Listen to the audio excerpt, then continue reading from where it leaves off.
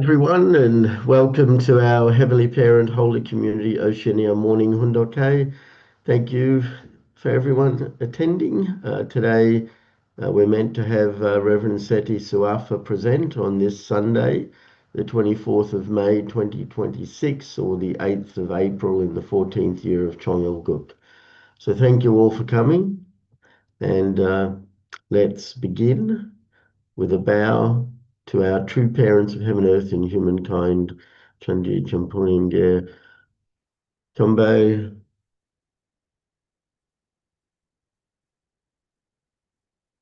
Pado. And let's recite our family pledge, both in Korean and English.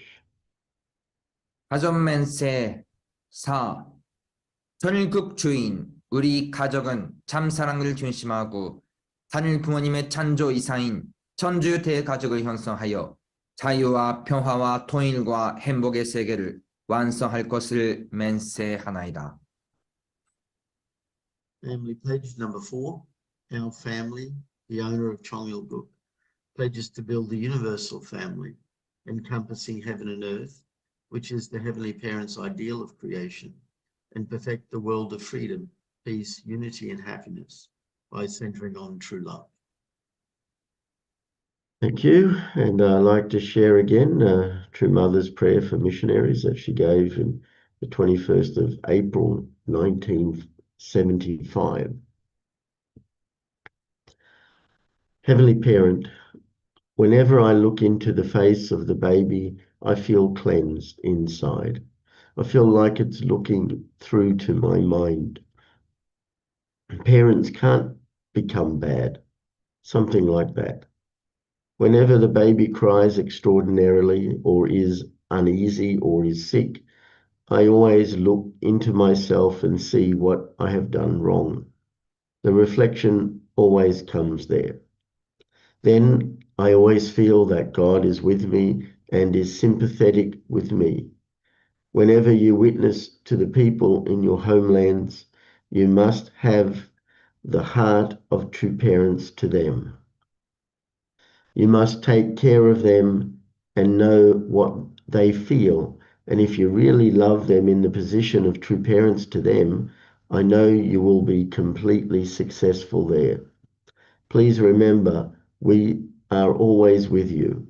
Heavenly Parent and true parents are loving you so much that they can't leave you, but live with you in spirit.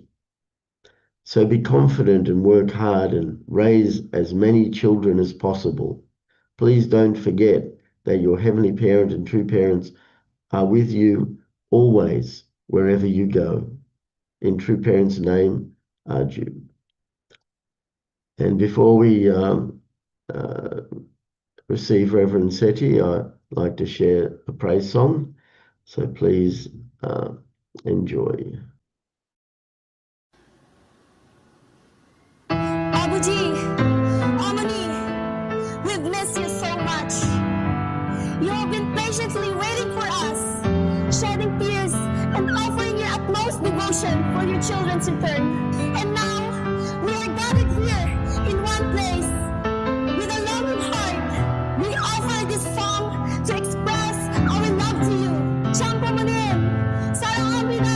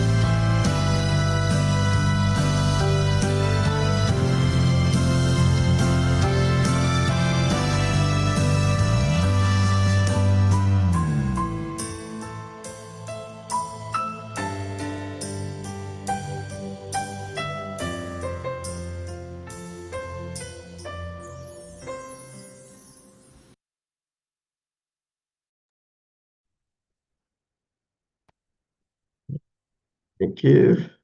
And I wonder if Reverend Seti is here.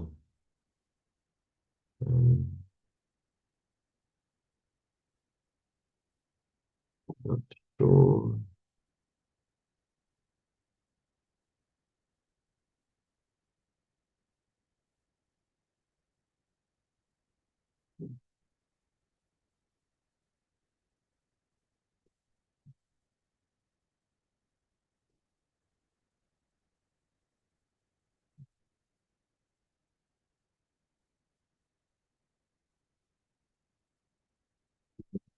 I think he's here. That's okay. I got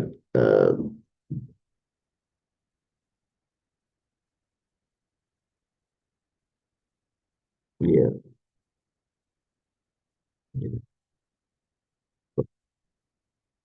It's okay. I have just in case another message to share.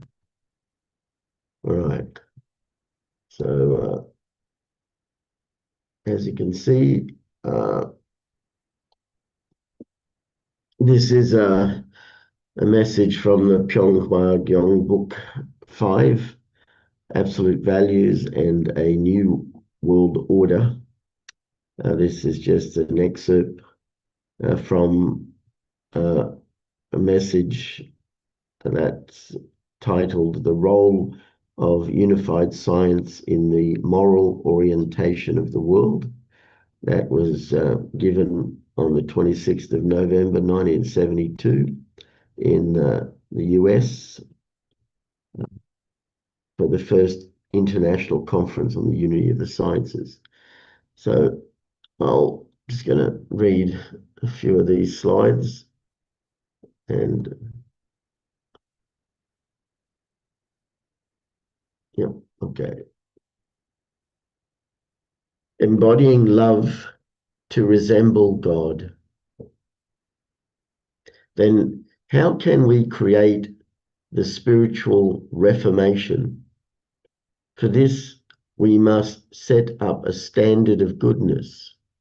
And to determine goodness, we must decide the center of love. This is because goodness is the practice of love. Then what can be the center of love? It must be God, who is a unique, eternal, and unchanging being, existing since before the formation of the cosmos. Love is the flow of heart, that is, the outpouring of deepest heart. Therefore, the essence of God is heart. This God is the unified being, that is the fundamental cause of the cosmos dealt with in ontology. The formation of the cosmos by this fundamental cause is simply the creation of the cosmos by God. Then how could God create the cosmos and human beings? God could do it because God has heart. Where there is heart, life appears, and where there is life, development and creation can take place. So, some very fundamental things here.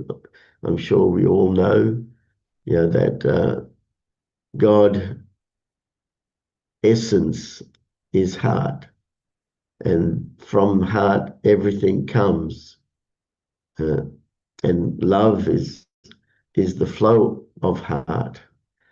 So heart is the fundamental cause, and everything else comes from it. And that I'm sure we understand very well, and just that simple process, where there is heart, life appears, and where there is life, development and creation can take place. And that's the fundamental principle of how God and why God created. For creation there must always be purpose. This is because heart directs toward purpose.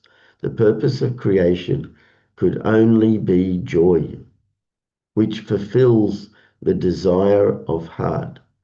This joy comes when the creation, especially humanity, comes to resemble God.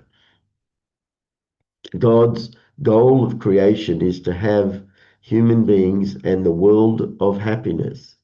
That is the kingdom of heaven, reflecting the love and creativity of God, which relate to mind and matter respectively. We know this is true from the fact that humankind's ideal is actually to realize such people and such a world. The ideal is the world that was originally given to human beings as their home. The fact that people seek a joyful world as their ideal means a joyful world is the one God planned for them. Such a world reflects God's love and creativity and thus becomes joyful. And again, a very fundamental thing I'm sure we know. I mean, the whole purpose of heart is joy, and to celebrate joy with the one we love. And truly, that is how we begin to resemble our heavenly parent. Is by really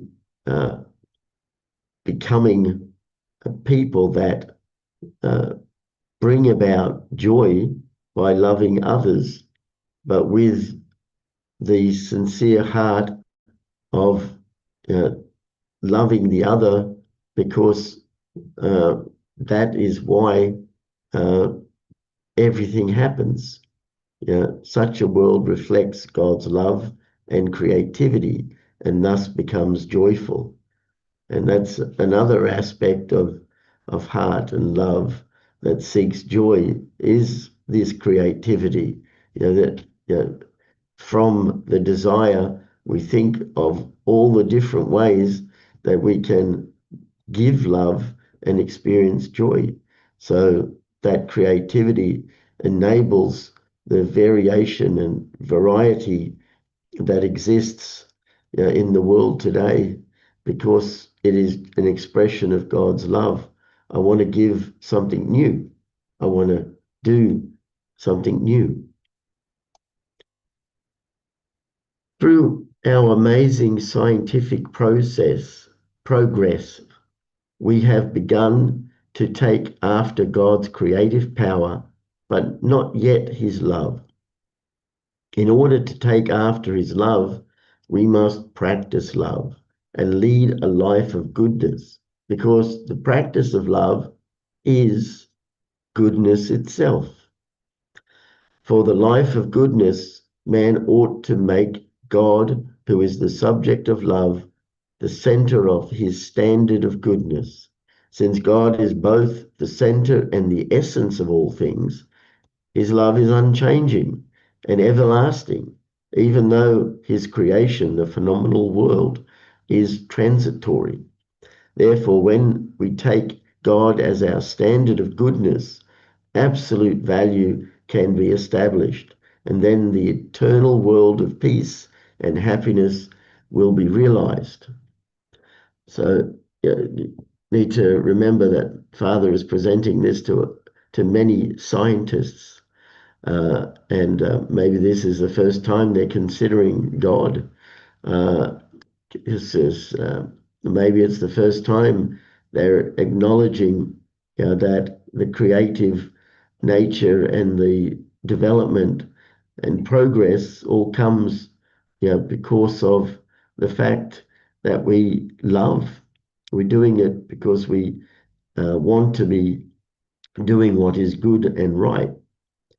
So, as it says there, we must practice love and lead a life of goodness, because the practice of love is goodness itself. So, this enables us to bring about the standard or embodiment of that standard. The standard is always there because God is always there. His love is unchanging and everlasting.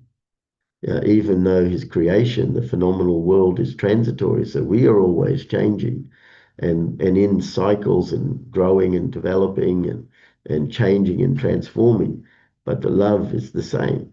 And when we embody that standard, then it also fills the world we live in.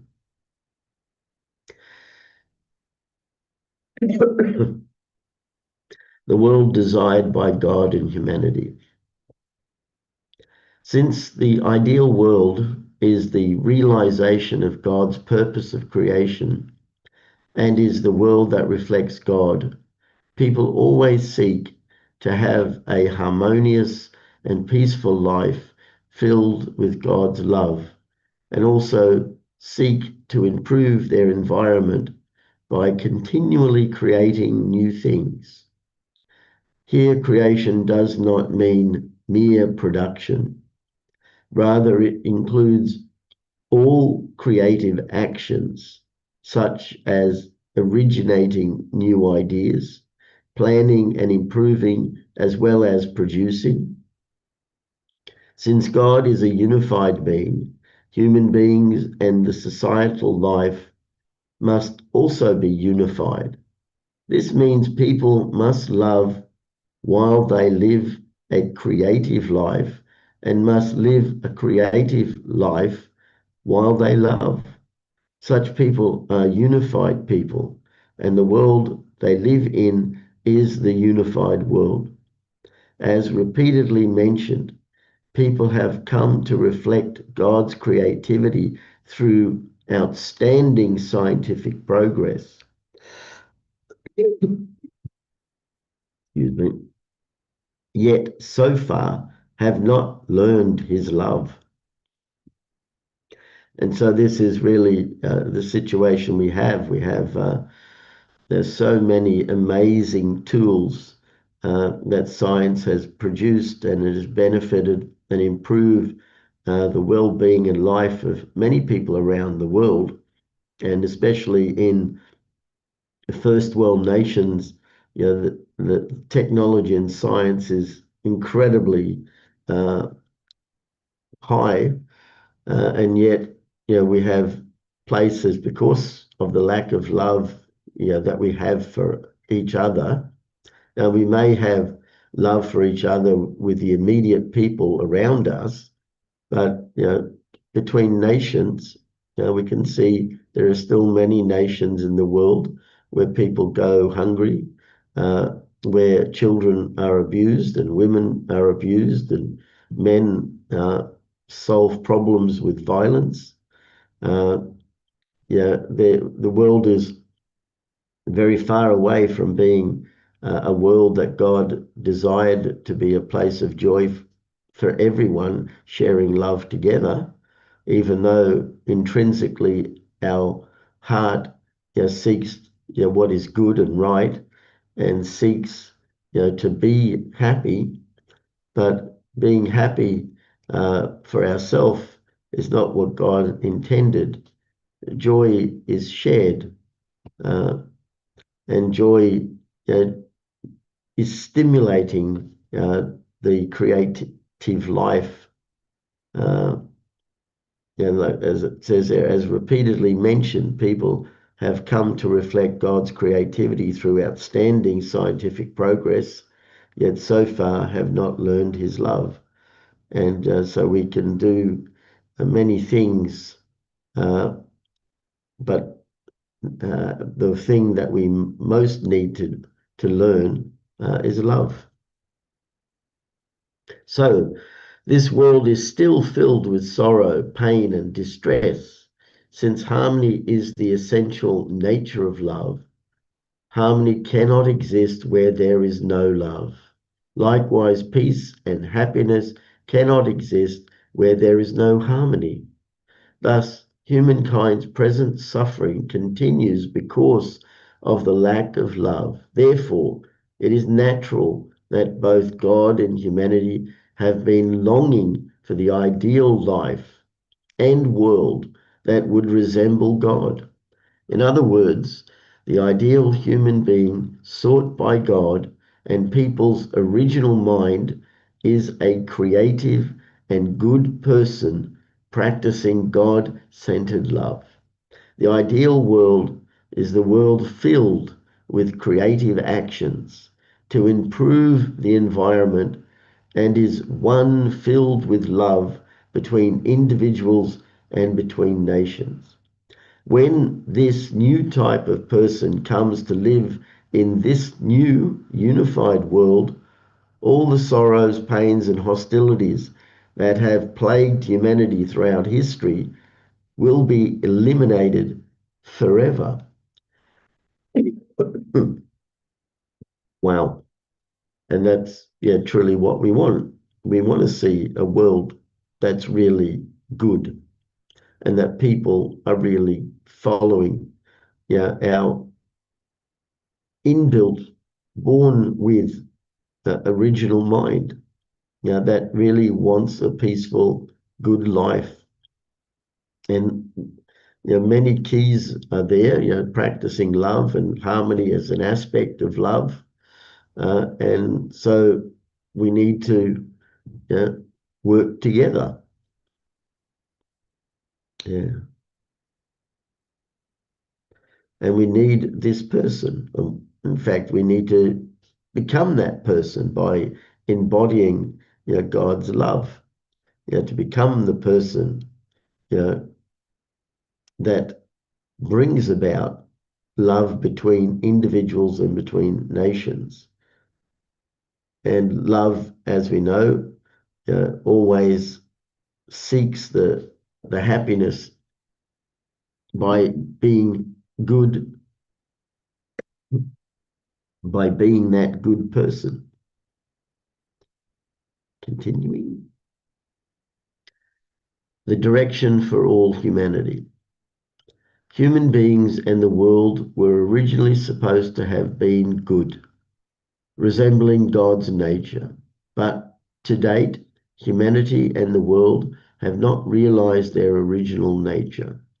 Therefore, to save humankind from distress and chaos, we have to restore the original state of human beings and the world and manifest it in our actual life. For this, we have to find the absolute standard of goodness and practice the life of goodness. The standard of goodness is the center of love, which is God. The fact that all humankind is struggling so hard to escape the reality of pain and chaos and is longing for peace and freedom shows that people's original mind is seeking the standard of goodness and the center of love. And so remember, this message is given to many scientists who are probably surprised by this content that relates to doing good and being good, and that it can only happen once we fully understand God and embody God, resemble God, practice true love by bringing harmony between ourselves and others and nations and automatically the entire world.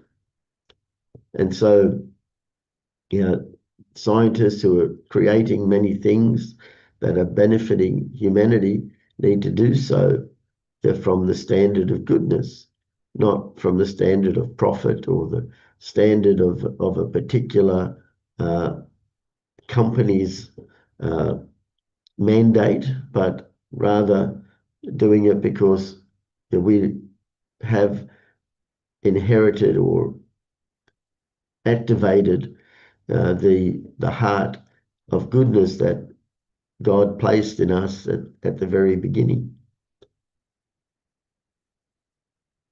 To find the center of love and to establish the eternal world of happiness on earth is the universal desire for all humankind.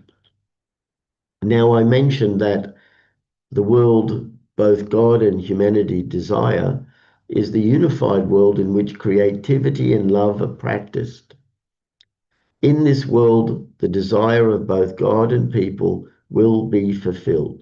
But to practice love, human beings must first find the center of love. To practice love, a norm must be set up because a true life of love requires order. In a society where order has been destroyed, a life of love cannot be practiced in harmony. That is to say, a life of love needs order, and for order, norms are required. And here, Father is highlighting something that may be new to them and to us, but really it's fundamental. There is an order to life.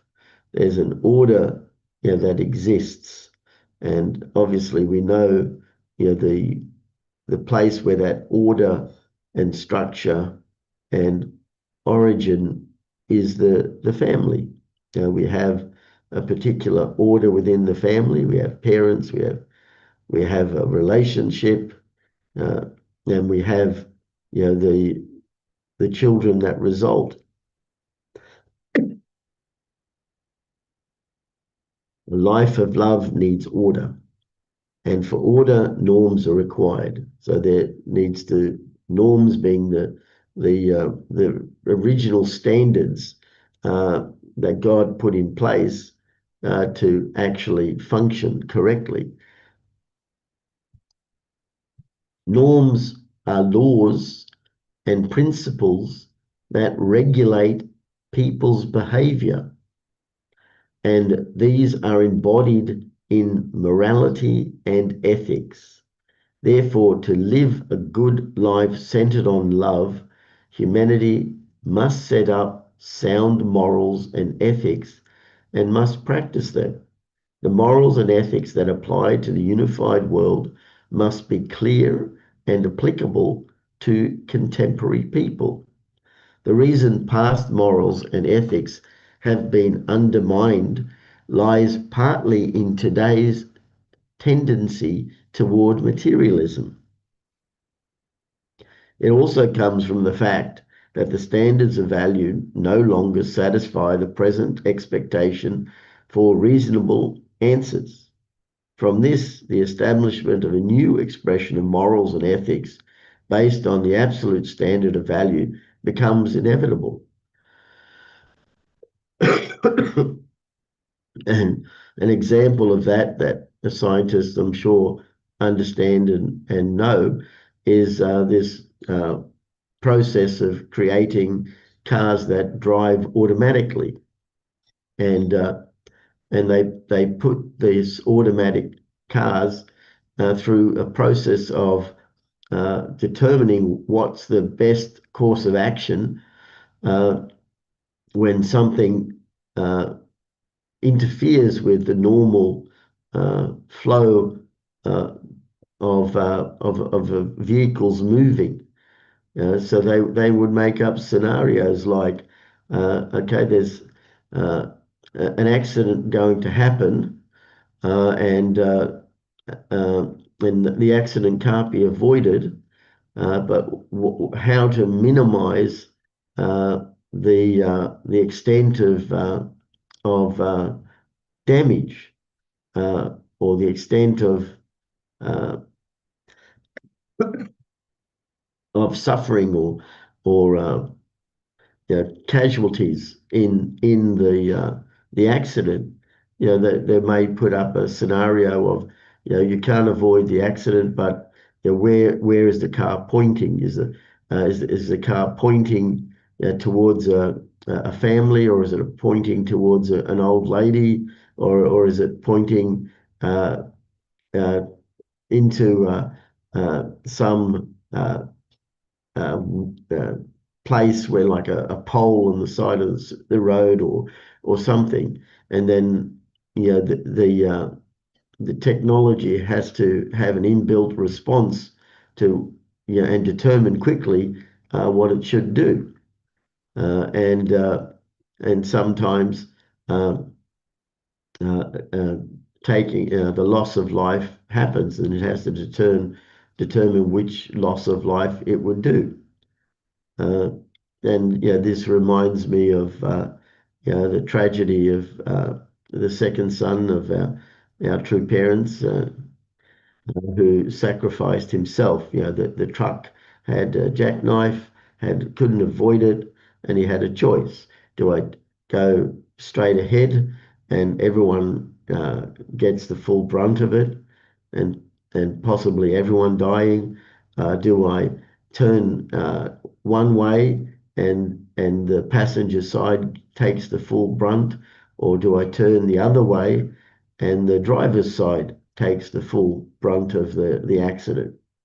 And we know that he took the driver's side, and his the people were injured but lived, but unfortunately he lost, and this became known as the victory of love.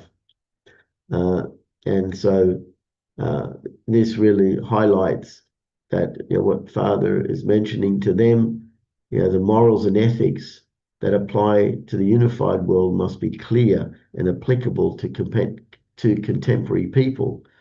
And the reason past morals and ethics have been undermined lies partly in today's tendency toward materialism. So instead of really selecting what is the most appropriate way to navigate life, because we want things, and now because of science we have so many things that people want. Before, when there was less science, it was more simple in one way. And now, because there are many, many things, there are so many things that people want. People want good food, they want good clothes, they want good technology, phones and cars, and all different manner of things in the kitchen that help to make it easier.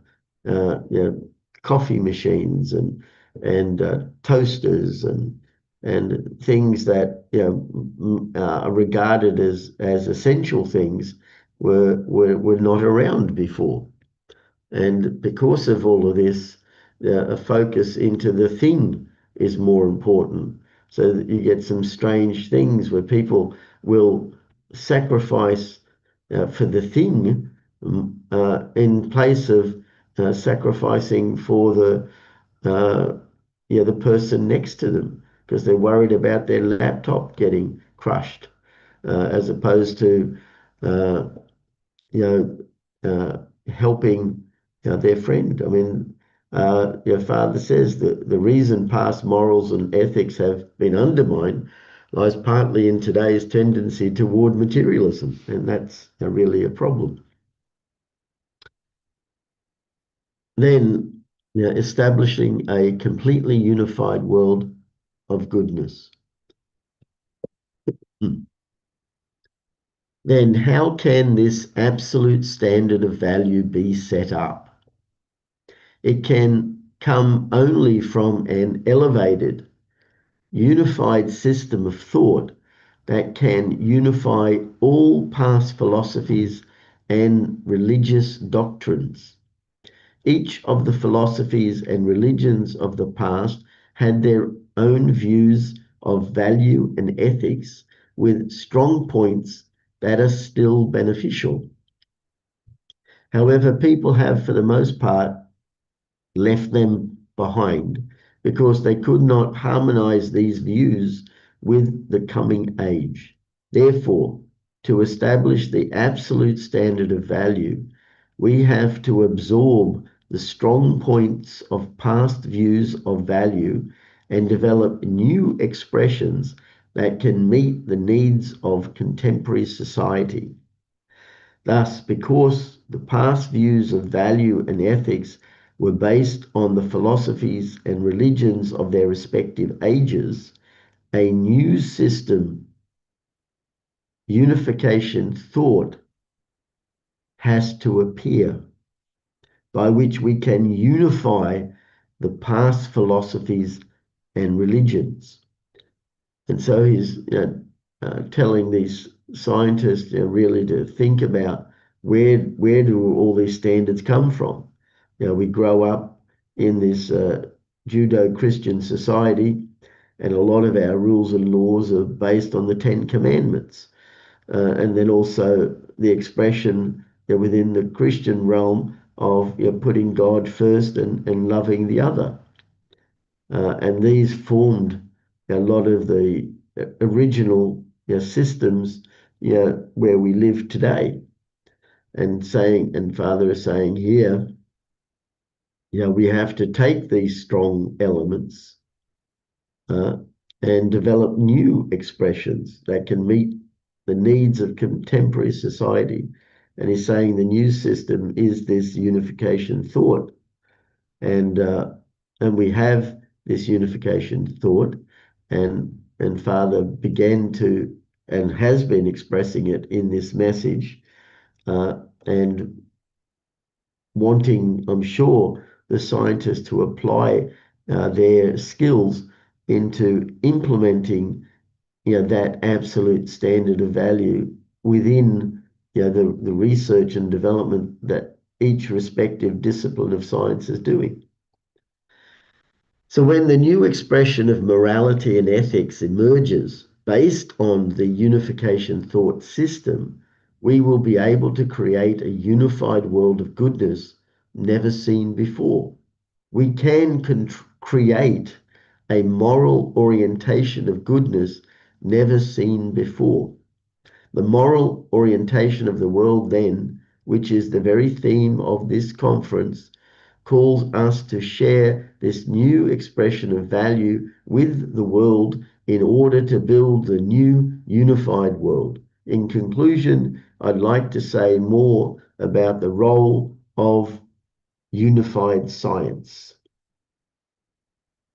First, I'm very grateful to the organizers of Unified Science for their efforts to synthesize the subdivided knowledge of science, the decisive specialization of science, just like the dismantling of a machine, ultimately paralyzes the unitary functioning of the whole and keeps science from fulfilling its mission. So he's explaining here to the scientists here that don't get stuck in your specialist area. Realize how it is part of the whole, because the whole point of science is to benefit everyone, not just one particular area. And is saying that he's grateful that that they have organized and are doing it, but it's really we shouldn't just focus on our specialized area. And he's saying that this paralyzes the functioning and keeps science from fulfilling its mission. Unified science should unite with unification thought. Here today, some pioneer scientists are systematically integrating and unifying the truths of past scientific discoveries into a new system of philosophical science. I think this is noteworthy, worthy of high praise. It corresponds to the historic emergence of a new system of unified thought that unifies past philosophies and religions and establishes a new view of value for the modern age. As I previously pointed out, the main mission of science is to improve humankind's material life. I expect unified science will contribute with a new effectiveness to that end. So not just to bring about the new things that we can use, but those new things help to bring harmony and closeness, and it highlights the standards of goodness and love, and so brings us together instead of dividing us. So the new system with phones, where everyone's on the phone, on social media, in one way has increased the communication between everybody, but at the same time, it's brought about new problems because of people being alone when they do this, as opposed to being in physical contact. But then at the same time, a lot of romance has appeared, around the world, in many different nations where people could never, ordinarily travel to. So there's many great things. The main mission of science is to improve humankind's material life. And he expects, that this, I expect unified science will contribute with a new effectiveness to that end by embodying that standard of love. And I think this is the last slide of the message. However, just as an original person is a unified being of spirit and body, true societal life unites both the spiritual and material, and the ideal world unites love and creative action. Therefore, the true world of happiness cannot be realized by the improvement of material life alone. By this, we can come to the conclusion that unified science has to unite with unification thought in order to accomplish its mission. When this unification is accomplished, the long-standing problem of uniting science and religion will be resolved, and finally, the unified world of prosperity, happiness, and goodness will be established. The outdated systems and ways of thinking will pass away, and the ideal unified world with new age systems and ways of thinking will be established on the earth. So here, Father is really, encouraging the scientists there to really focus on, the essence of the whole reason they're doing things, and that we're doing it because of our heart and love, and we're doing it as a practice of how to, be the embodiment of love itself. And if we do this correctly, unified science and unification thought together, which in essence is uniting science and religion, it brings about the ideal world that everyone longs to see. So the old stuff passes away, and we take the essence of what was good from the past and embody it into the new things, and the new systems just improve, the relationships and brings about that ideal world. So thank you for your listening, and I'll just stop sharing there. So that's my message this morning. So thank you for listening, and open it up to anyone that might like to make a comment or share something. Please do.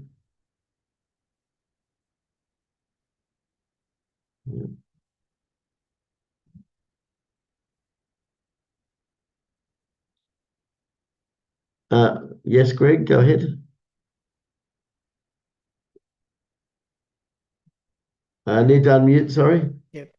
I was just looking at the first ICUS, and I could see there was 20 prominent scientists and academics there.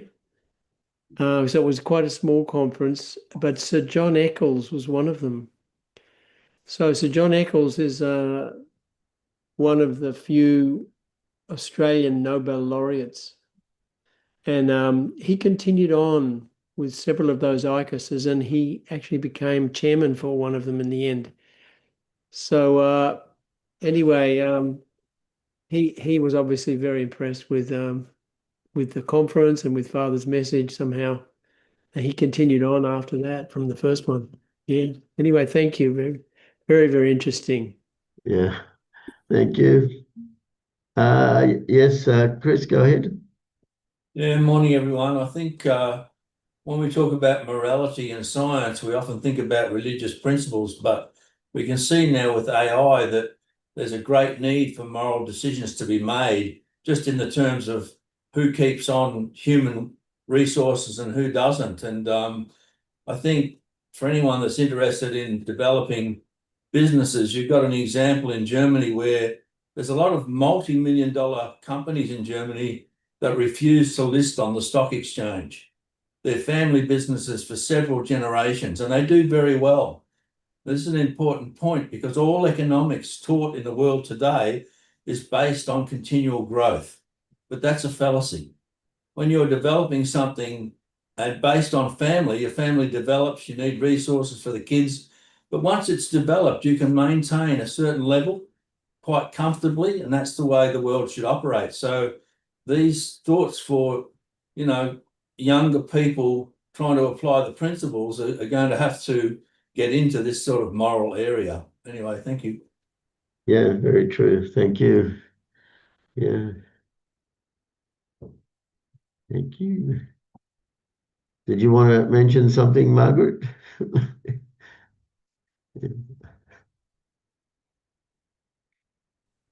No, thank you for the reading. That is packed. And all of Father's words. Even for the last few days, I've been going back to Reverend Stone's reading of Father's words also, because just one slide already is packed with so much that it's not just an intellectual exercise, it's also something to bring it down to the heart level. What does it mean? And what you read also is really deep into the mind of true Father. Just incredible. Like he said, he's light years away, and it takes time to catch up with his thoughts. But just wanted to report that Romel and Judy and Echon, their daughter, arrived safely in Palau yesterday. And good news. and an interesting thing is that the nuns next door,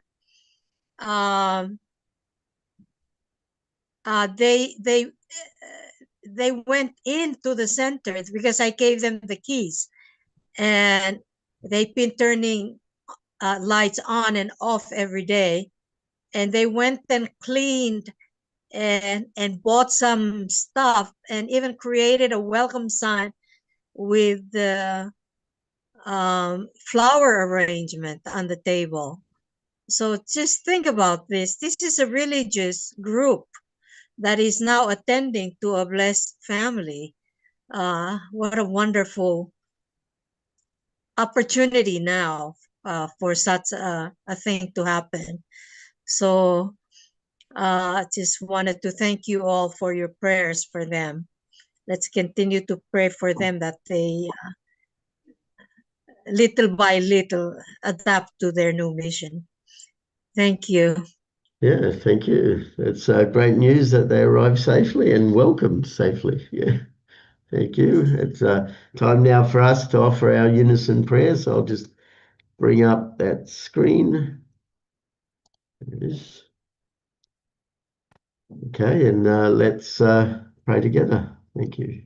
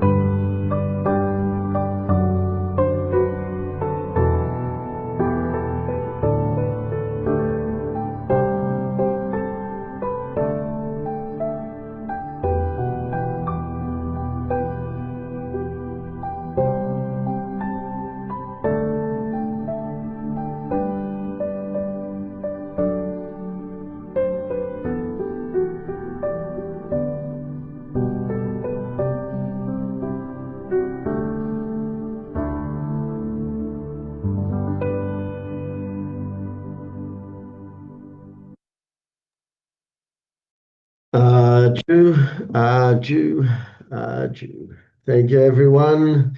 Thank you, and I hope everyone has a great day and see you all again tomorrow. Thank you. Okay, bye-bye. Bye. Bye bye.